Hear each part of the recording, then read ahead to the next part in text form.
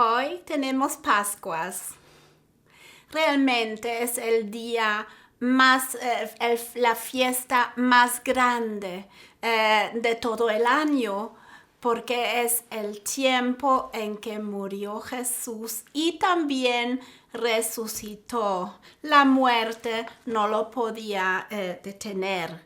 Y por eso hoy queremos ver un salmo, el Salmo 22, que habla de la muerte de Jesús. Pero tú me dices, espérame un momento. Jesús nació mucho tiempo después de los salmos. Los salmos se encuentran en el Antiguo Testamento. Es cierto, pero hay salmos mesiánicos y proféticos que ya están iniciando o nos están explicando lo que va a venir en el futuro, cuando el tiempo se cumplió. No apagan el vídeo, sino vamos a descubrir juntos lo que dice el Salmo 22. Les invito a quedarse en línea. Mi nombre es Heike Rogowski, les hablo desde Alemania y queremos conocer juntos el Salmo 22, ¿verdad? Dice un grito de angustia y un canto de alabanza. Un grito de angustia porque el momento de la crucifixión no fue nada fácil para Jesús. Él dijo en todo: no sea mi voluntad hecha, sino la del Padre, de Dios en el cielo. Y es un cántico de alabanza por la resurrección, porque Jesús tenía la victoria sobre la muerte. Bueno, empezamos con el versículo 1. Dice: Dios mío, ¿por qué me has desamparado? Es un grito de Jesús en la cruz. Es un grito, un clamor de miedo y de separación con Dios. Y tú te preguntas, Jesús ha estado siempre unidos con su Padre, con Dios en el cielo. ¿Cómo entonces puede ser que Jesucristo grita eso? Y les voy a explicar qué tiene que ver con la crucifixión de Cristo. En la cruz, cuando Jesús estaba ahí, no sabemos cuánto tiempo, pero la Biblia nos cuenta que era un tiempo determinado en que también el sol se fue y estaba oscuro, y esta oscuridad venía de la mano con la distancia que Jesucristo sintió con Dios. Es la primera vez en su vida que no estaba unido con Dios. ¿Por qué? Porque el pecado de todo el mundo estaba sobre él. El pecado de la gente que vivían antes de Cristo en el Antiguo Testamento. El pecado que estaba sobre la gente que vivían en el tiempo de Cristo y de la gente que vivían después de Jesucristo, que somos nosotros. Imagínense el pecado, y pecado significa también distancia con Dios en primer lugar, pero también las consecuencias de la distancia con Dios son cosas que también vemos, por ejemplo, la separación con Dios trae falta de respeto, fornicación, adulterio, enfermedades, muchas cosas que tienen que ver con el mundo caído. Ahora todo esto estaba sobre Jesús. ¿Y dónde está el pecado? Dios no está, porque Dios es perfecto. Entonces Dios estaba separado de Jesús un tiempo, y es por eso que Jesús grita: Dios mío, Dios mío, ¿por qué me has desamparado? ¿Por qué estás tan lejos de mi salvación y de las palabras de mi clamor? Y otra vez repite, Dios mío, clama de día y no respondes, y de noche y no hay para mí reposo. Esto también lo podemos encontrar en el Nuevo Testamento cuando leen Mateos 27, 45. Lo pueden leer en la casa. También explica cuando Jesús en la cruz estaba un tiempo separado con Dios. ¿Por qué? Porque el pecado de todo el mundo estaba sobre él. Y aquí dice, y de día y de noche, y no hay para mí reposo. ¿Por qué de noche? Claro, Jesús no murió en la noche, pero porque durante el día estaba oscuro. Y esto aparece como la noche. Seguimos en el versículo 3. Pero tú eres santo, que habitas entre las alabanzas de Israel. Ya después de explicar esta separación del Mesías con Dios, y es increíble que David, antes de tantos años antes de la venida de Jesucristo, ya sabía eso. Él empieza aquí en el versículo 3 a alabar a Dios y hacerlo grande. Y aunque Jesús en la cruz estaba sufriendo mucho, cuando él alaba a Dios, cuando ve a Dios, las circunstancias son diferentes. En Efesios 5:18 dice de alabar a Dios en todos los tiempos, ser llenos del Espíritu Santo y estar en la presencia de Dios. No importa cuáles eran las circunstancias, y David lo sabía también. Dice en el 4, en ti esperaron nuestros padres, esperaron y tú los liberaste.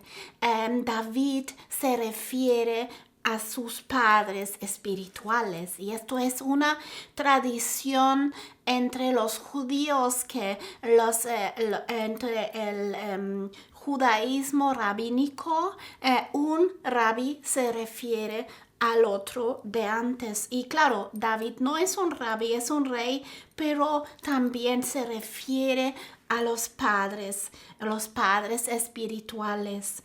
Y esto nos acuerda de Hebreos 11, ¿verdad? Cuando Pablo, que seguramente escribió Hebreos, dijo también en el Salón de la Fama lo que los antecedentes, los padres espirituales habían hecho antes en el Antiguo Testamento. Aquí dice, en ti esperaron nuestros padres, esperaron y tú los liberaste. Clamaron a ti y fueron liberados, confiando en ti y no fueron avergonzados. Confiaron en Dios en las circunstancias increíbles. Y claro, Jesús también confió en Dios en la cruz. Jesucristo, Dios el Padre y el Espíritu Santo estaban ahí al mismo tiempo. Y eso parece contradicción lo que estoy diciendo, porque tú dices, ahora explicaste que Dios estaba fuera un tiempo, pero al otro lado Dios estaba ahí. ¿Por qué? Porque Dios estaba ahí. Es una unión, Dios Padre, Hijo, Espíritu Santo. Dice de la preexistencia de Jesucristo. Él estaba ahí en la creación, y Él también estaba ahí en el Antiguo Testamento, en los momentos en donde vivían los padres espirituales como Abraham, Isaac y Jacob.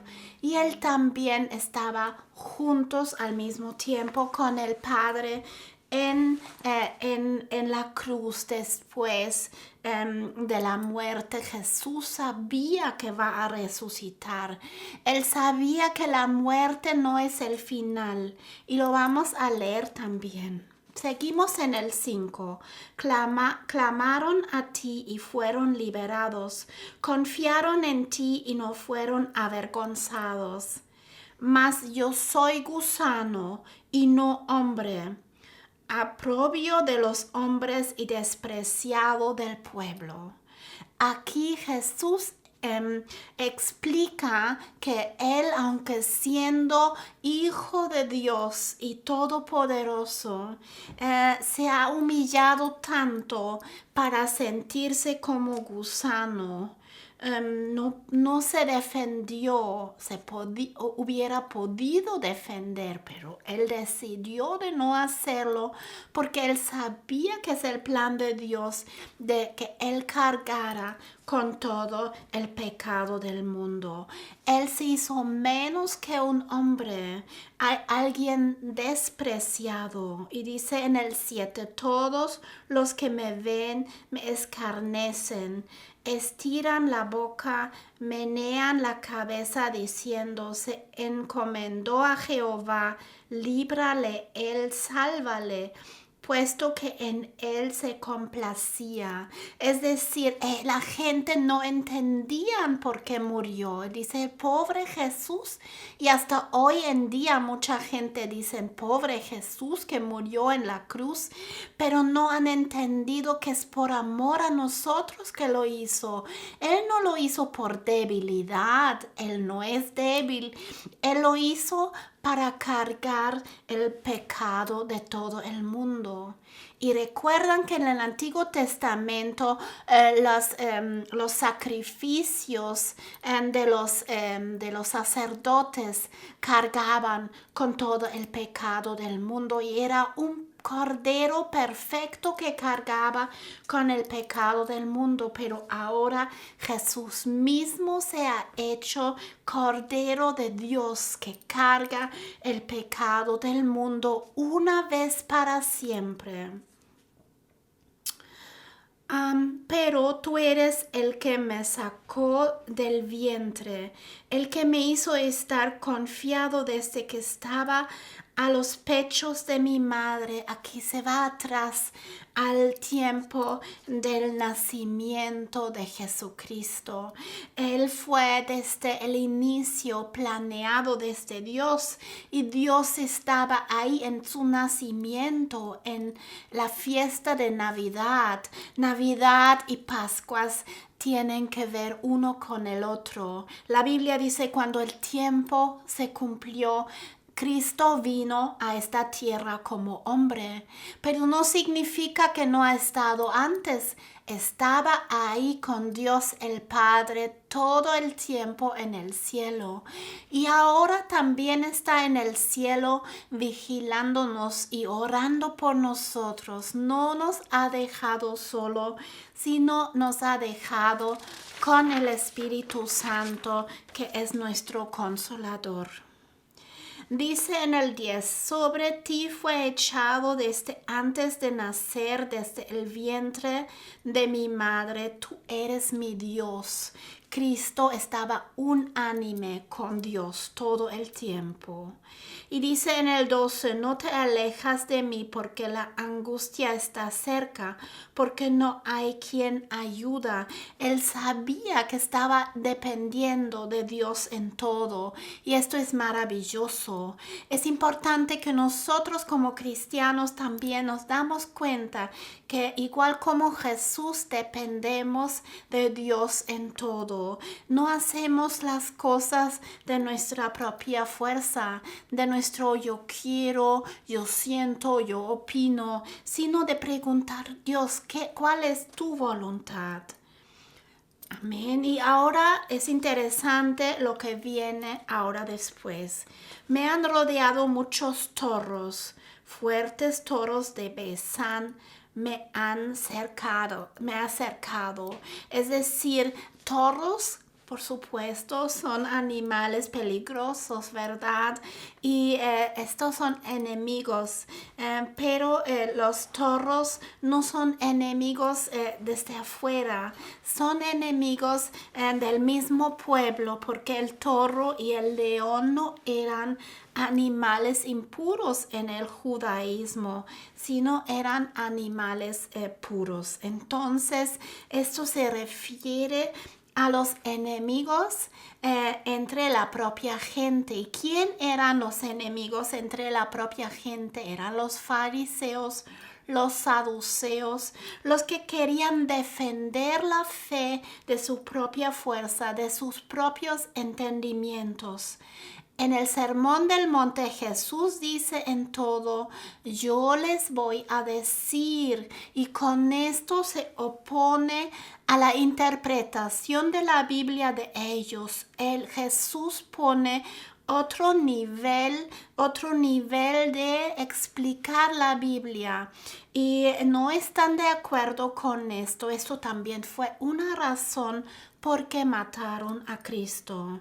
Entonces estos toros están rodeando a Cristo en el momento de la pasión. Dice, abrieron sobre mí su boca como león, rapaz y rugiente. Era el momento del mal, del diablo, de Satanás, de rugir y decir, yo tengo la victoria.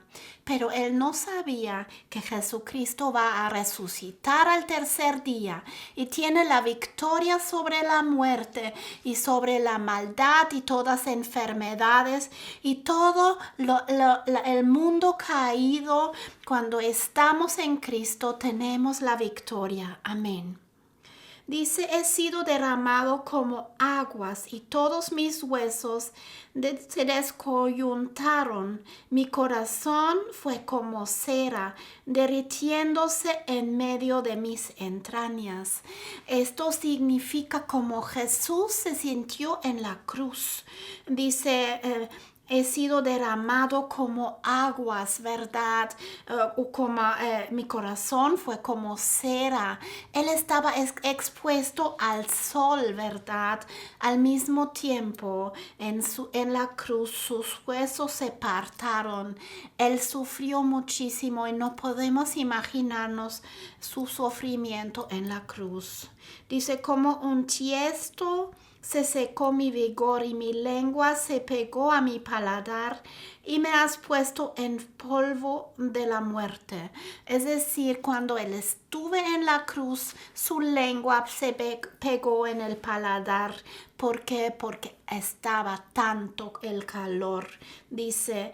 Y sabemos también del Nuevo Testamento que un soldado romano, él tomó una esponja de vinagre y lo pegó a los labios de Cristo para no puede tomar el vinagre, sino para también sentir algo líquido, ¿verdad? Pero era increíble lo que Jesucristo hizo por nosotros. Dice, porque perros me han rodeado, me han cercado cuadrillas de malignos, horandaron mis manos y mis pies. Ahora esto también explica hasta en muchos detalles que en la cruz pusieron pegaron las cosas sobre las manos y los pies de Jesús para haber sido podido fijado en la cruz. Qué dolor, ¿verdad? Y increíble como David lo explica. ¿Cómo puede David saber lo que va a pasar? Son pasajes proféticos. Solamente es posible por el Espíritu Santo. Y tanto los versículos de Isaías 53, y hay un video de mí sobre Isaías 53 y les recomiendo verlo. como también el Salmo 22 explican maravillosamente la muerte de Jesús. Maravillosamente, ¿por qué? Porque Él lo hizo por nosotros. Dice la Biblia en Juan 3:16, Dios amó tanto al mundo, amó tanto a ti y a mí, que mandó a su Hijo unigénito para morir en la cruz, para que todos los que creen en Él no se pierdan, sino serán salvos, ¿verdad? ¿Tú quieres ser salvo?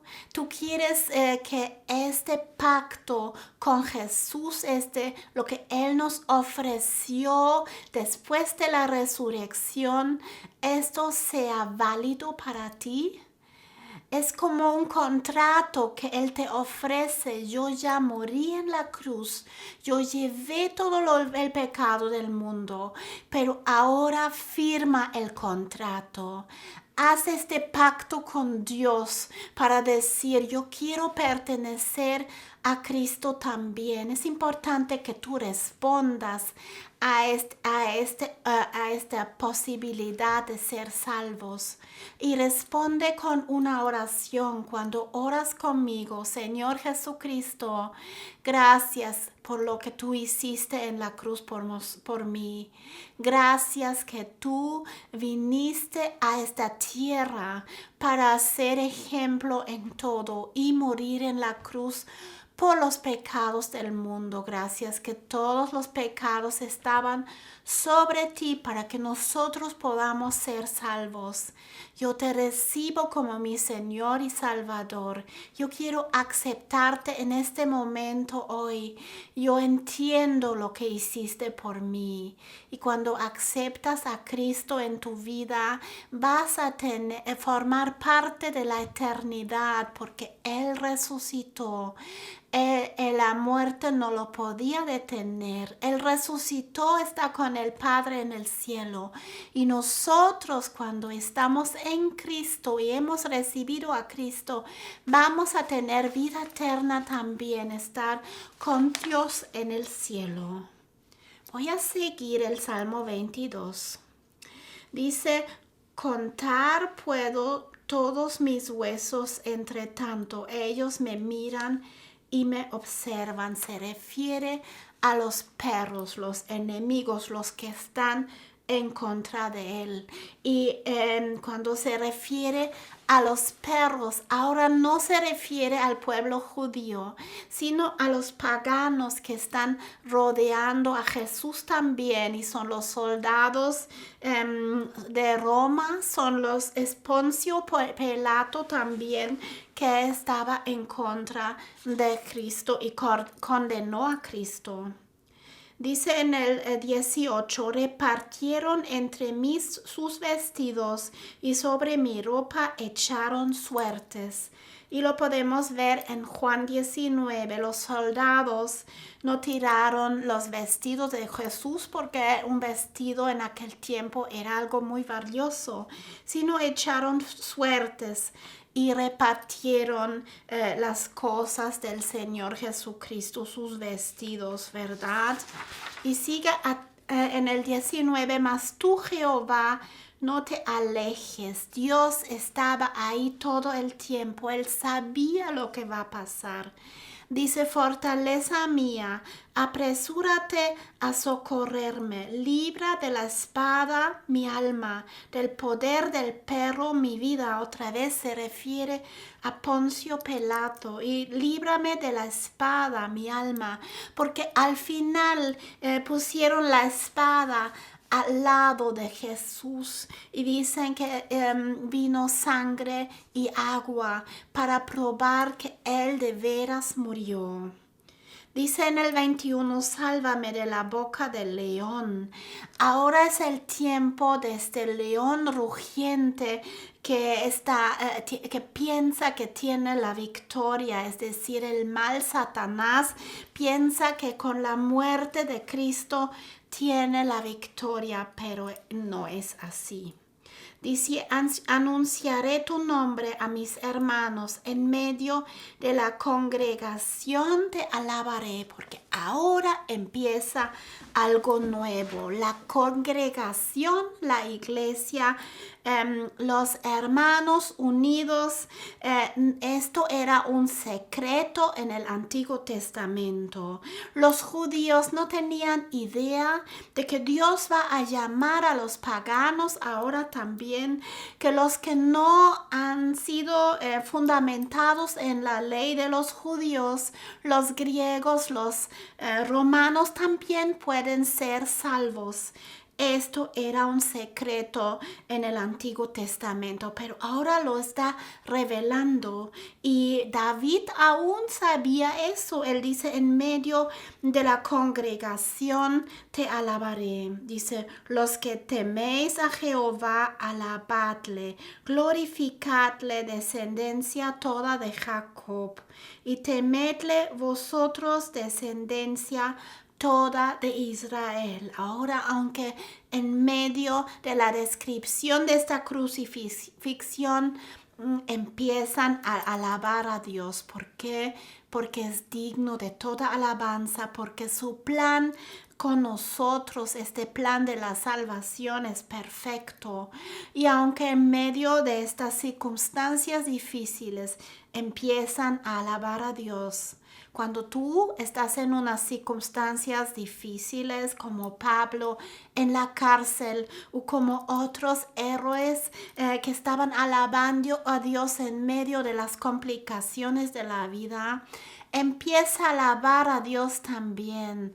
Pon música de alabanza y vas a ver que sales de tus problemas, que tus problemas se disminuyen y Dios es más grande. Doy gracias a Dios por mis situaciones difíciles y le voy a alabar por eso.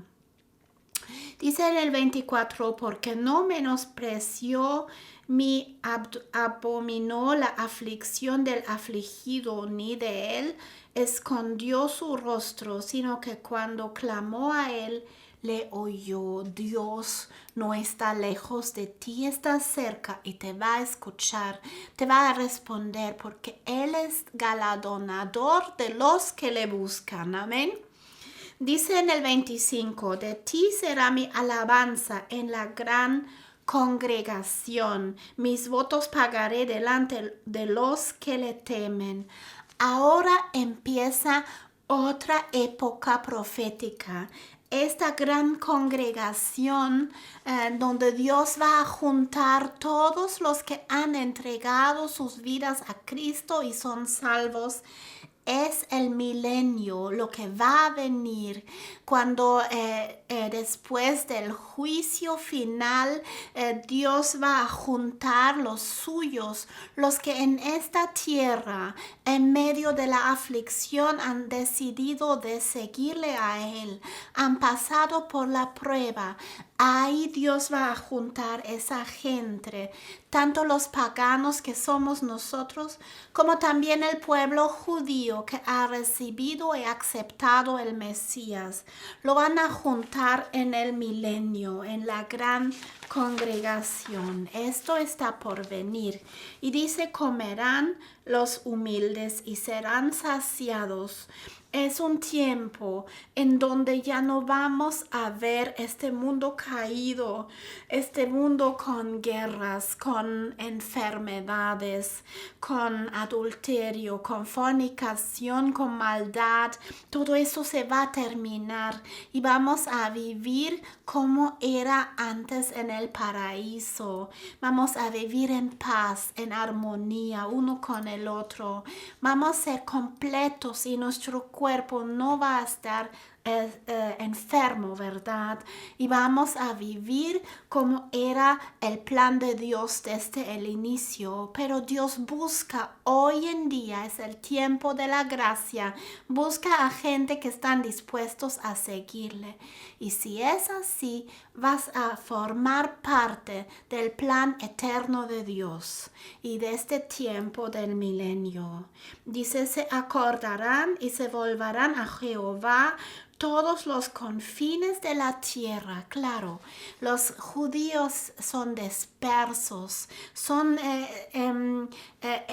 encuentran en todas las partes de la tierra. Después del año 70, después de la muerte de Jesucristo, ya no había país de Israel. Los judíos se dispersaron en todas partes del mundo, pero van a regresar desde los confines de la tierra, y también Dios va a juntar su pueblo en el milenio. Y todas las familias de las naciones adorarán delante de ti. Porque de Jehová es el reino, y Él regirá las naciones. Cuando Jesucristo viene la segunda vez en las nubes, nos va a llevar.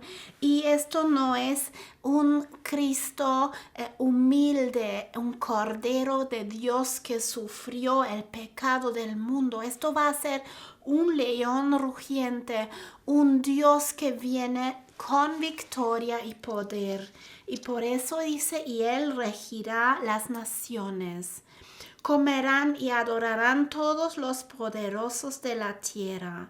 Se postrarán delante de Él todos los que descienden al polvo, aunque el que no puede conservar su vida en su propia alma. Lean Mateos 25. Viene una segunda vez Jesús. Y en el profeta Joel 3:1 habla del valle de Kidrón, donde va a llegar Jesús cuando lleva a los suyos a la eternidad.